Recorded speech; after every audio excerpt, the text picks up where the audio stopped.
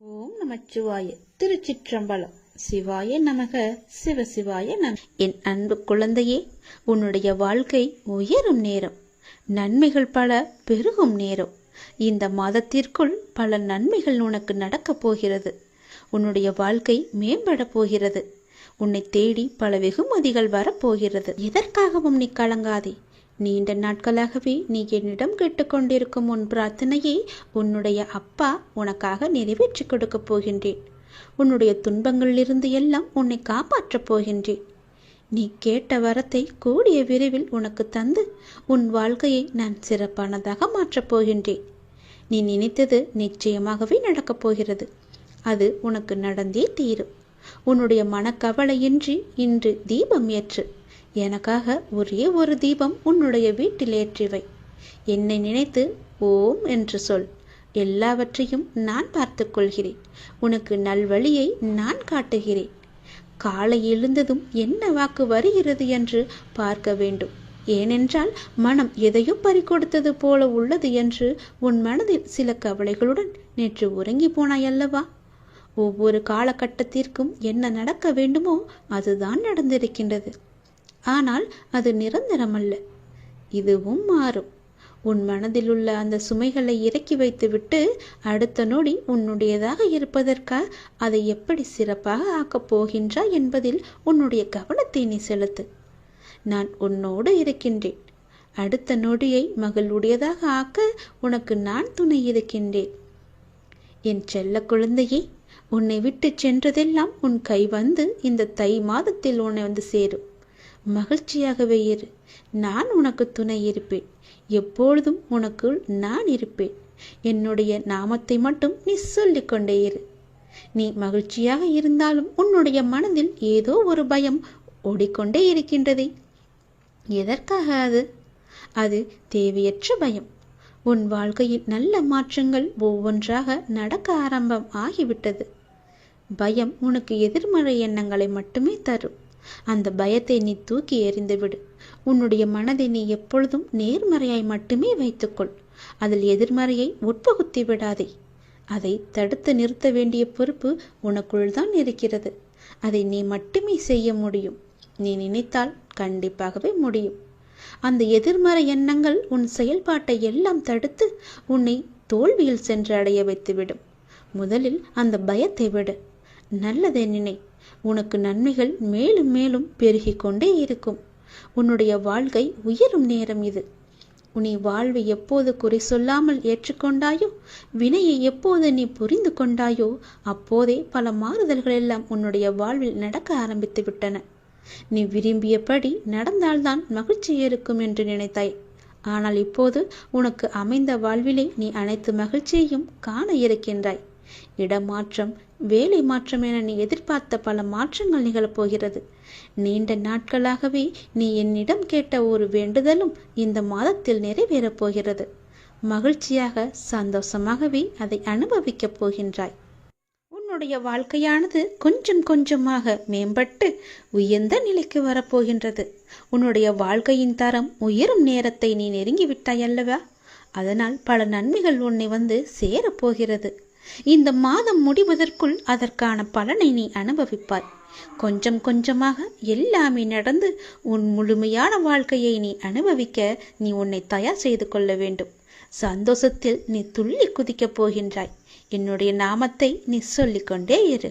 உன்னிடம் நான் பேச விரும்புகிறேன். மிக முக்கியமான விஷயத்தை நான் உன்னிடம் பேச வேண்டும். சிறிது நேரம் ஒதுக்கி என்னை பார்க்கவா. தயவு செய்து என்னை வந்து பார்த்துவிட்டு போ. நீ ஒரே ஒரு முறை திருச்செந்தூர் வர வேண்டும்.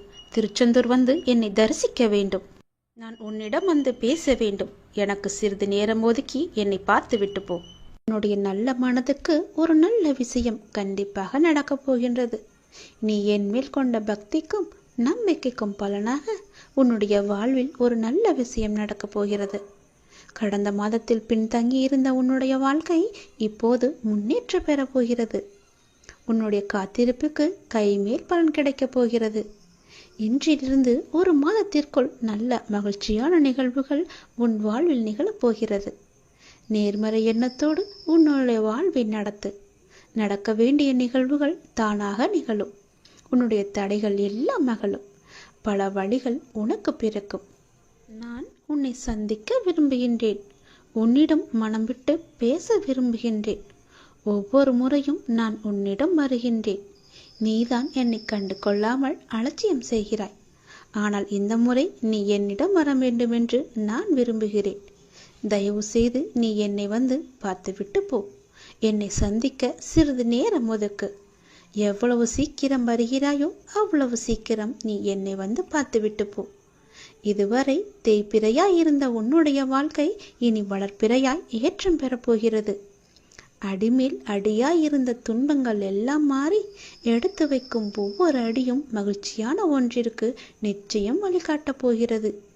இனி எல்லாமே உனக்கு நல்லதாகவே நடக்கும். இந்த அப்பாவின் ஆசையோடு. ஏன் வாழ்கிறோம், இந்த வாழ்க்கையே வேண்டாம் என்று எதிர்மறை எண்ணங்களோடு நீ முடிவெடுக்காதே. இந்த வாழ்க்கை என்ற புத்தகத்தில் பல சுவாரஸ்யமான பக்கங்கள் அதன் பின்னால் இருக்கின்றன. நீ இன்னும் அந்த பக்கத்தை திருப்பி பார்க்கவே இல்லை. கொஞ்சம் பொறு. பல மகிழ்ச்சியான தருணங்கள் அதில் இருக்கின்றன. அதை மட்டும் பார். அந்த மகிழ்ச்சியான தருணங்கள் உனக்காக காத்திருக்கும் போது நீ அதற்காக காத்திருக்க வேண்டாமா? கொஞ்சம் பொறுமை கொள். உனக்கு பின்னால் நடக்க இருப்பது எல்லாமே நன்மையாக இருக்கும். இப்போது நடக்கும் விஷயத்தை வைத்து உன்னை நீயே வெறுத்து கொள்ளாதே. உனக்கு எதை எப்போது எங்கு தர வேண்டுமோ அதை அப்போது நானே உன்னிடம் கொண்டு வந்து சேர்ப்பேன். உனக்கு கிடைக்காமல் போன ஒன்றுக்காக நீ வருத்தப்பட்டு கொண்டிருக்கின்றாய் அல்லவா? கவலையே படாதே.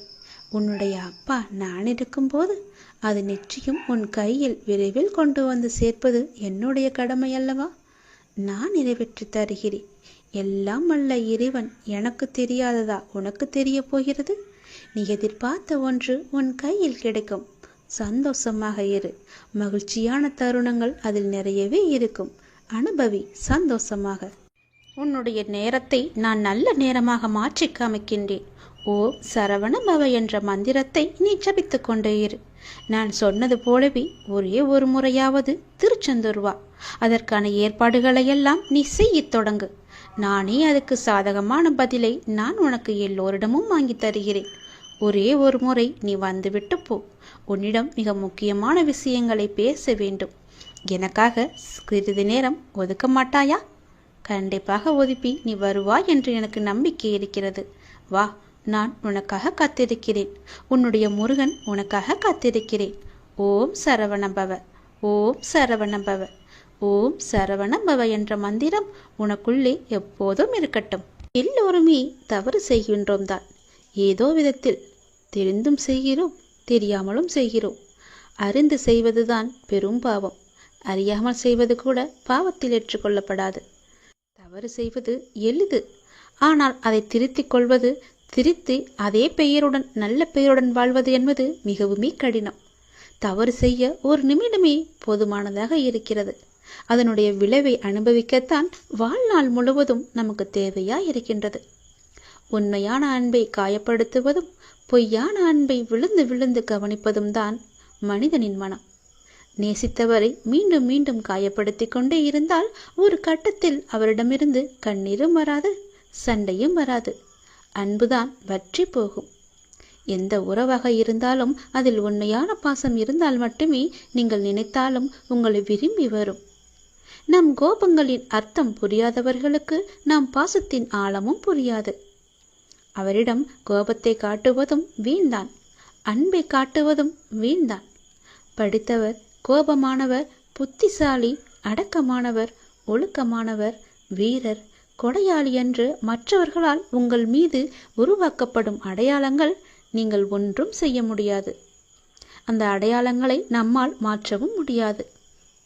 ஆனால் அந்த அடையாளத்திற்குள் உங்களுடைய வாழ்க்கையும் நீங்களும் சிக்கிக்கொண்டு விட்டது என உங்களின் உச்சக்கட்ட வேதனைதான் அதில் இருக்கும். பிடித்ததை செய்தால்தான் அளவற்ற மகிழ்ச்சி.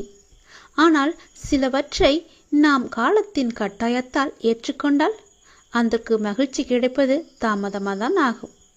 மௌனத்தை விட சரியான தண்டனை இருக்க முடியாதல்லவா? நம்மை எதிர்பார்ப்பவர்களுக்கும் நம்மை அலட்சியம் செய்பவர்களுக்கும் அலட்சியம் செய்யும் உறவுகளுக்கும் வலி எப்போதும் கண்ணீரில் மட்டுமே இருப்பதில்லை. சில நேரம் சிரிப்பிலும் மறைந்திருக்கும், செல்வத்தில் இருப்பவர் நம்மை கூப்பிட்டால் போய் பார்ப்பதும், துன்பத்தில் இருக்கும் ஒருவரை உடனே போய் பார்ப்பதும் தான் உண்மையான அறநெறி. 4 பேருக்கு நாம் பயப்பட வேண்டும் என்று நினைப்பவர்களை விட நமக்கு யாரெல்லாம் பயன்படுவார்கள் என்று நினைப்பவர்கள்தான் இந்த உலகத்தில் அதிகம். சிந்தித்து பாருங்கள், சிந்தித்து செயல்படுங்கள். இறுதியாக பாதைகளில் தடைகள் இருந்தால் அதை தகர்த்துவிட்டுதான் செல்ல வேண்டும். அப்படி இல்லை, தவிர்த்துவிட்டு நாம் செல்லலாம், எறும்பை போல. ஆகவே எதிலும் விழிப்புணர்வுடன் இருந்து எது அவசியம் எது அவசியமற்றது என எல்லாவற்றையும் சிந்தித்து செயல்படுங்கள். அவசியமாகிறது மட்டும் என எல்லாத்தையுமே வசியமாக்குங்கள். உங்களுடனே எப்பொழுதும் உங்களுக்குள்ளவே வைத்துக் தவறு நம் கண்ணுக்கு தெரியாது.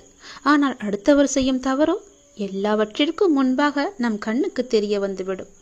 மற்றவர்களின் குறைகளை நாம் பொருட்படுத்தக்கூடாது. அவர்கள் உன் மீது சுமத்தும் குறைகளையும் நீ காதில் வாங்கிக் கொள்ளாதே. உன்மேல் தவறு இருப்பதாக உன்னுடைய மனசாட்சி சொன்னால் உன்னை நீயே சரி செய்து கொள். மற்றவர்களுக்காக இல்லாமல் உனக்கு நீ உண்மையாக இரு. உன் மனதின் சாட்சியாக இருப்பது உன்னுடைய அப்பா என நீ புரிந்து கொள். நிச்சயம் உனக்கு நல்லது மட்டுமே நடக்கும். உன் அப்பா உன்னுடைய மனசாட்சியாக உன்னுடனே இருப்பேன்.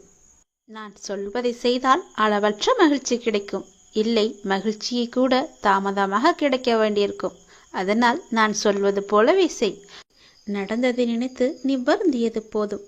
நான் உனக்கு அளிக்கப் போகும் இன்பங்களை அனுபவிக்க நீ தயாராக இரு. வருகின்ற காலம் உனக்கு வசந்த காலமாகவே இருக்கும். இந்த உலகத்தில் நல்லதுக்கே காலமில்லை என்று புலம்புபவர்கள் தான் நிறைய பேர். அப்படியென்றால் இது உனக்கான பதிவு. இது நீ முழுமையாக கேள், எல்லாம் உனக்கு விளங்கும். உண்மையாக இருந்தால் பிரச்சனை வரும் என்று அஞ்சுகிறீர்களா? நீங்கள் நினைப்பது போல அது ஒன்றும் பெரிய விஷயமில்லை. ஆனால் இந்த உலகத்தில் உண்மையாக இருப்பவர்களுக்கு பல சோதனைகள் வரும். வரலாற்று காலம் தொடங்கி தற்காலம் வரை இந்த உலகத்தில் நல்லதுக்கே காலமில்லை என்று புலம்புபவர்கள்தான் அதிகமானோர். உண்மையாகவும் நேர்மையாகவும் இருந்தால் நாம் தினந்தோறும் பல்வேறு விதமான பிரச்சனைகளை சந்தித்து கொண்டே இருக்கின்றோம். பல வேளைகளில் நேர்மையாக நடந்து கொள்வதே நம் கிடையாது. பல நேரங்களில் நமக்கு என்று தனி நீதியை நாம் வகுத்துக் கொள்கின்றோம். நம்மை சுற்றியுள்ள நண்பர்களிடமும் மனிதர்களிடமும் சின்ன சின்ன பொய்கள் எல்லாம் சொல்லிக்கொண்டே இருக்கிறோம். ஏன் இப்படி பொய் பேசுகிறோம் என பலர் நம்மை நாமே கேட்டுக்கொள்வதும் உண்டு. ஒவ்வொரு நாளும் பலதரப்பட்ட மனிதர்களிடம் வெவ்வேறு விஷயங்களை மாற்றி பேச நேரிடும். நம்மை பற்றி அவர் அவதூறாக நினைத்துவிடக் கூடாது என்பதுதான் அதன் முதன்மையான காரணமாக இருக்கும். அலுவலகத்தில் உயர் அதிகாரிகளை சமாளிக்க, வீட்டிலுள்ள பெற்றோருக்கு நம்பிக்கையை ஏற்படுத்த, நெருக்கமானவர்கள் நம்மை நினைத்து பயப்படாமல் இருக்க, அவர்கள் நம்மை தவறாக நினைத்துவிடக் கூடாது என்று கவலைப்படக்கூடாது என்பதற்காக பல்வேறு விதமான காரணங்கள் இருக்கும் என பல காரணங்கள் நீண்டு கொண்டே போகும். உண்மையை சொல்லும்போது எதிராளிக்கு நம் மீது தவறான எண்ணம் ஏற்படுவதில்லை. அவர்கள் நம் மீது வைக்கும் நம்பிக்கை மேலும் உயர்கிறது. அதனால் எது செய்தாலும் உண்மையை மட்டுமே சொல்லுங்கள். ஒரு பொய்யை மறைக்க 1000 பொய் கூட சொல்ல நேரிடும். அதனால் ஒரே ஒரு உண்மையை சொல்லிவிட்டால் நமக்கும் பயமில்லை, நம் எதிராளிக்கும் நம் மீது நல்ல ஒரு அபிப்பிராயம் ஏற்பட்டுவிடும். நம் மதிப்பை அது உயர்த்திவிடும். உண்மையை மட்டுமே பேசி வரும்போது நம்முடைய தன்னம்பிக்கையும் அதிகரிக்கும். அதனால் தயக்கமின்றி ஏதுமின்றி உரக்கச் சொல். உண்மையை உரக்கச் சொல். பின்னால் வருவதை பார்த்து கொள்ளலாம். பொய்யை சொல்லி மாட்டிக்கொள்வதை விட உண்மையை சொல்லி ஒரு நாள் கஷ்டத்தை அனுபவித்து விடலாம். பிறகு நமக்கு எப்பொழுதுமே மகிழ்ச்சிதானே. நாம் பயந்து பயந்து வாழ வேண்டும் என்ற அவசியம் கிடையாதே. எல்லாவற்றிலும் துணிந்து நாம் இறங்கிவிட்டால் பிறகு ஏன் பயப்பட வேண்டும்? உண்மையை உரக்கச் சொன்னால் எதற்கு நாம் பயப்பட வேண்டும்? உண்மையை மட்டும் பேசினால் யாருக்கு நாம் பயப்பட வேண்டும்? உண்மையை உரக்கச் சொல்லுங்கள். உனக்கு மட்டுமே நீ பயப்படு. கடவுளுக்கு மட்டுமே பயப்படு. உன்னை படைத்த இறைவனுக்கு மட்டுமே நீ பயந்து வாழ். நிச்சயம் உனக்கு நன்மைகள் பல நடந்து கொண்டே இருக்கும். யாரும் உன்னை குறை கூறினால் அது உண்மையாயின் திரித்துக்கொள். பொய்யாயின் அதை நகைத்து விடு. வீழ்வது வெட்கமல்ல, ஆனால் வீழ்ந்து கிடப்பதுதான் வெட்கம். புரிகிறதா? வீழ்ந்து கிடப்பதுதான் வெட்கம். வீழ்ந்தால் உடனே எழுந்துவிடு. நீ நகைத்து அவர்களுக்கு முன் நகைத்துப்பார். அவர்களே தலை தெறிக்க ஓடிவிடுவார்கள். பேருந்து பயணத்தில் நடத்துனர் கொடுக்க வேண்டிய மீது சில்லறைக்காக முழு பயணத்தையும் நாம் ரசிக்க மறக்கிறோம். அப்படிதான் வாழ்க்கையிலும் சில சில்லறை பிரச்சனைக்காக முழு வாழ்க்கையுமே நாம் ரசித்து வாழ மறந்து விடுகிறோம். ஆகவே விழிப்புணர்வுடன் எது வாழ்விற்கு உகந்தது, எது உகந்ததல்ல என்பதில் கவனத்துடன் இருந்தால் இலக்கை நோக்கி அடைவது மிக மிக எளிது. அனைத்திலும் பேதம் பாராது சமநிலைத்தன்மையை கொண்டிடுங்கள். மனம் அழகாக இருந்தால் காணும் காட்சிகளும் அழகாகவே இருக்கும். ஆகவே மனதில் குப்பையான கீழான எண்ணங்களை ஒருபோதும் சேர்க்காதே. மனதில் நல்ல நேர்மையான எண்ணங்களை விதையுங்கள். நல்லது நடக்கும். எப்போதும் உண்மையை பேச கற்றுக்கொள்ளுங்கள். உண்மைக்கு நிகர் உண்மை மட்டும்தான். பொய் ரொம்ப நாட்கள் வாழாது, சீக்கிரமாகவே மடிந்துவிடும். ஆரம்பத்தில் சற்று சிரமமாகத்தான் இருக்கும். பழகிவிட்டால் பொய் சொல்லவே நமக்கு கூச்சமாக இருக்கும். உண்மைக்கு மிக வலிமையான சக்தி இருக்கிறது. அது சத்தியமானது, வலிமையானது. இறைவனுக்கு இறங்கி வருவார். நாம் வாழ்கின்ற வாழ்வில் அறமாகிய உண்மை இருந்தால் அந்த இறைவனை நம்மை தேடி தானாக இறங்கி வருவார். வாழ்கின்ற வாழ்வில் அறமாகிய உண்மை இருந்தால், அறமாகிய உண்மை இருந்தால் மட்டுமே இறைவன் நம்முடன் கலந்து விடுவார். ஆகவே உண்மை, நேர்மை, சத்தியத்தை எல்லாம் கடைபிடித்து வாழுங்கள். நீங்கள் வாழ்வதில் உயர்வது சின்னம். உங்கள் வாழ்வை யாராலுமே எதுவுமே செய்ய முடியாது. உண்மைக்கு அழிவே கிடையாது. அதை முதலில் தெரிந்து கொள்ளுங்கள். உண்மை சொல்லுவதால் என்ன ஆகிவிடப் போகிறது? ஒரு பொய்யை சொல்லி காலம் முழுவதும் குற்ற உணர்ச்சியுடன் இருப்பதற்கு பதிலாக ஒரு உண்மையை சொல்லி நிம்மதியாக வாழ்ந்து விடலாம். அந்த உண்மைக்கு அவ்வளவு நிம்மதியை தரும் சக்தி இருக்கிறது. அதை நீ மறந்து விடாதே. பொய்யை சொல்லி இன்று தப்பித்து விடலாம். நாளை நிச்சயமாகவே காலம் காட்டிக் கொடுக்கும். அதனால் உண்மையாகவே இருங்கள். நாக்கில் வருவது எப்போதுமே உண்மையான பேச்சாக மட்டுமே இருக்கட்டும். நான் உங்களிடம் வருகிறேன். ஒருவர் தனது இறை பக்தியில் முழுமையும் வலிமையும் அடைந்த பின்னர் அவருக்கு பக்தியானது முத்திவிட்டது என கூறுவதும் வழமையே. எனவே முழுமை முதிர்ச்சி அடைந்த நிலையே முத்தி, முக்தி என்று சொல்வார்கள். முதிர்ந்த பழம் முதிர்ந்துவிடும், முதிர்ந்த உயிர் இறந்துவிடும். எடுத்த காரியத்தை நீ பாதியில் விடாதே. செய்வதை திருந்தச் செய் என்ற உபதேசம் அனைவருக்குமே பொருந்தும். குருவை அடைந்து மரியாதையுடன் கற்றுக்கொள். கற்றதை மரணம் செய்து உருவேற்றிக்கொள் என்பது எல்லா மாணவர்களுக்குமே பொருந்தும். தொழில்நுட்பத்தை தெரிந்து கொள்ள முனையும் மற்றவர்களுக்குமே உரிய உபதேசம்தான் இது. எதற்காக எனக்கு சொல்கிறேன் என்று கேட்டதே. நீங்கள் ஆசைப்படுவதெல்லாம் கிடைக்காமல் இருப்பது உங்களை ஒரு சிறந்த வாழ்க்கைக்கு கொண்டு செல்வதற்காகவே இருக்கும் என்பதை நம்பு. முடிந்தவரை உங்கள் வேலையை நீங்கள் சிறப்பாக செய்து விடுங்கள். யாரிடமும் உங்கள் வேலையை ஒப்படைக்காதீர்கள். உங்களுக்கு கிடைக்க வேண்டிய அங்கீகாரம் தானாகவே கிடைக்கும். நேரத்தையும் வாய்ப்பையும் ஒருபோதுமே வீணடிக்காதே. அந்த தவறுக்கு எந்த காரியம் செய்தாலும் பரிகாரமாகாது. போன நேரமும் திரும்ப வராது. யாருக்காகவும் நேரம் காத்திருக்காது. பொறுத்துக்கொள். நீங்கள் செய்யும் ஒவ்வொரு நல்ல காரியமும் அதற்கான நன்மைகளை காலம் கடந்தாவது அழைத்து கொண்டு உங்களிடம் வந்து சேர்க்கும். வெற்றி என்ற முகத்துடன் உங்களிடம் வந்து சேரும். நீ நிராகரிப்புகளை எல்லாம் கண்டு நெஞ்சு உடையக்கூடாது. உன்னை யாராவது தூக்கி எறிகிறார்கள் என்றால் இறைவன் உன்னை மேலே தூக்கி விடுகிறான் என்று அர்த்தம். அதனால் நீ பயப்படாதே. தூக்கி எறிந்தவர்கள் போகட்டும், நான் உன்னை தூக்கி விடுகிறேன். தூக்கி எறிந்தவர்களை பற்றியே நீ கவலைப்பட்டு கொண்டிருக்காதே. எதிர்பார்த்து எதிர்பார்த்து ஏமாற்றங்கள் மட்டும்தான் கிடைக்கும். என் வாழ்வில் அற்புதங்களை நிகழ்த்துவேன் என்று நீ நம்பிக்கையுடன் காத்திருக்கிறாய் அல்லவா? உன் தந்தை நிச்சயமாகவே உன் வாழ்வில் அற்புதங்களை நிகழ்த்தப் போகிறேன். சில நேரங்களில் நீங்கள் செய்யக்கூடிய செயல்களை எல்லாம் சிந்திக்க வேண்டாம், கற்பனை செய்ய வேண்டாம். அது ஆச்சரியப்படுவதற்கில்லை. எல்லாவற்றையும் சிறப்பாக செயல்படும் என்று மூச்சு விடுங்கள். நம்பிக்கை வைத்திருங்கள். நான் அப்பா, என்னுடைய அப்பா சிறப்பாக அதை முடித்து தருவார் என்ற நம்பிக்கையோடு நீங்கள் காத்திருங்கள். நான் அவர் மீது வைத்திருந்த நம்பிக்கையும் பக்தியும் பொறுமையும் தன்னம்பிக்கையும் அவர் எனக்கு நிச்சயம் அதற்கான பலனை தருவார் என்று நம்புங்கள். நீ வைத்த நம்பிக்கைக்கு நிச்சயமாகவே நான் கைமாறு செய்வேன். உன் மனதில் எந்த சலனமும் இல்லாமல் இருக்கிறாய். நான் உனது பாவ மூட்டையை தூக்கி நான் சுமக்கிறேன். நீ கவலைப்படாதே, எல்லாவற்றையுமே நானே பார்த்து கொள்கிறேன். நீ எப்பொழுதும் போல சந்தோஷமாக இரு. நீ இப்போது உன் மனதில் ஏகப்பட்ட குழப்பங்களுடன் பதற்றத்துடனும் இருக்கின்றாய். வீணான கவலைகளை உன் மனதில் வைத்து கொண்டிருக்கிறாய்.